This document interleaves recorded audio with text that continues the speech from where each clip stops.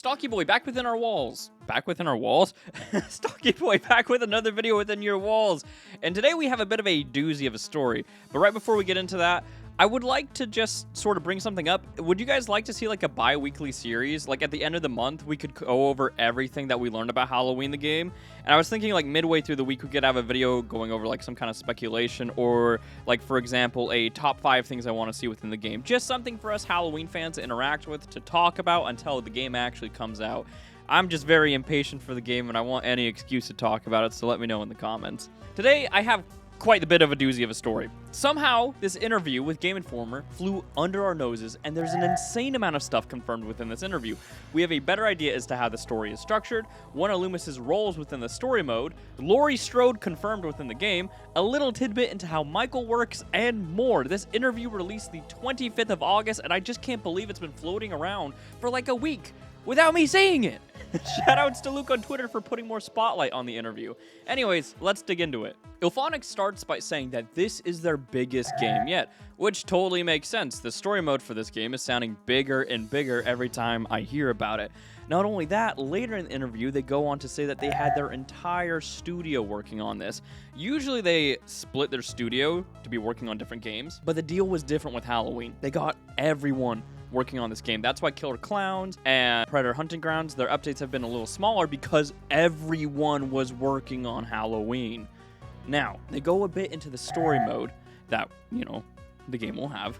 As mentioned on their website, we'll be playing through the story mode as the shape, but we also have direct confirmation that we will be able to play through things that didn't happen on film. I'm going to get a bit into speculation on this little detail later. The things I don't think we need to speculate about is there is quite a bit that happens on film that we don't see that Myers does, like breaking into the hardware store, killing the mechanic. These are things that you don't physically see, but Michael, of course, does it within the film, and because this is taking place from the perspective of the shape, we should see everything that Michael does. We'll be escaping like Smith's Grove, stalking other individuals, breaking into the hardware store. We're going to see everything from his POV, so it makes sense that all of that stuff is going to be in there, but I think there might be a bit more to it. As you go through the story, you'll acquire different abilities as Myers and perform different kills on the people of Haddonfield, all the while going through the town of Haddonfield, which has been faithfully recreated to fit the time period of 1978, whether that's the technology that was available or the dialogue. They went out of their way to make the town of Haddonfield feel as close to the source material as possible. Ilphonic goes on to say that they wanted this ASIM to feel very different from the other ASIMs in the market.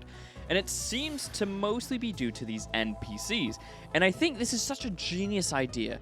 As we all know, newer players always have a harder time getting into the game, since most of these games are strictly PvP games. However, NPCs are added to the mix, but not only that, it's NPCs that Michael and the heroes of Haddonfield both can interact with. Heroes of Haddonfield is what Ilphonic is calling the survivors.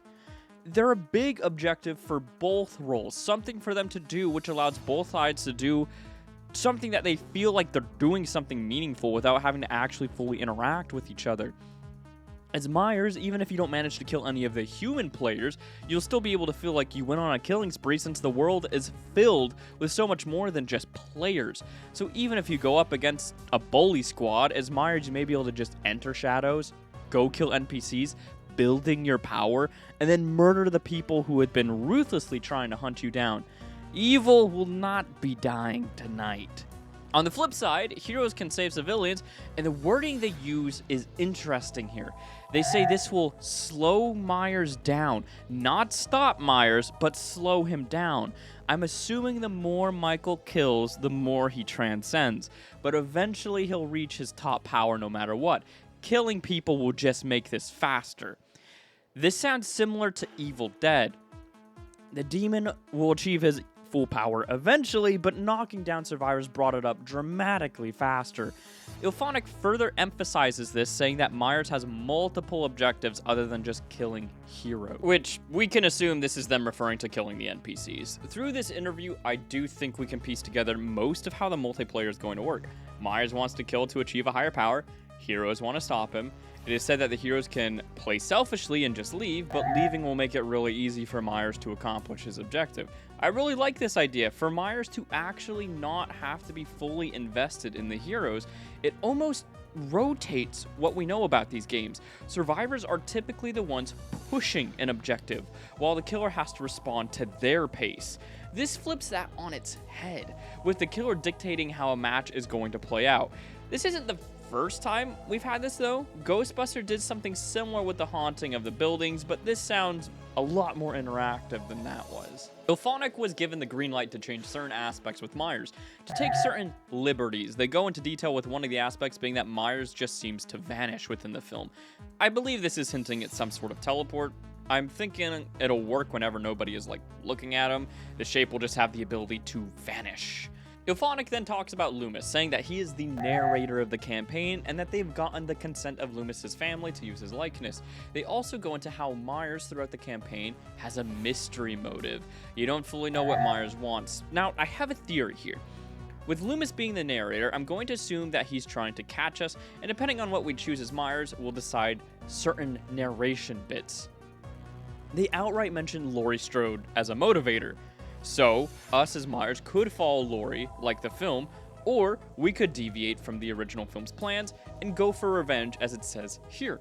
Now, what revenge could that be? I don't know. Maybe Loomis. Maybe he hated some cellmates. I'm not sure. It could just be Loomis speculating. It could just be that if you deviate from the plot, Loomis just starts rambling. He's like, Michael wants revenge. Who knows? The reason I'm speculating this in the first place is because on their website, they said that replay value was a priority for both the single player and multiplayer mode.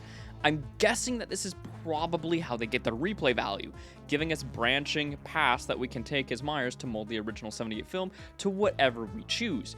But there's also collectibles that we'll be able to get to, which would also increase replay value. And lastly, Gerritsen from IllFonic says that there's one game mechanic in particular he has never seen in a game that he's particularly excited to share, but he's keeping it to himself for now.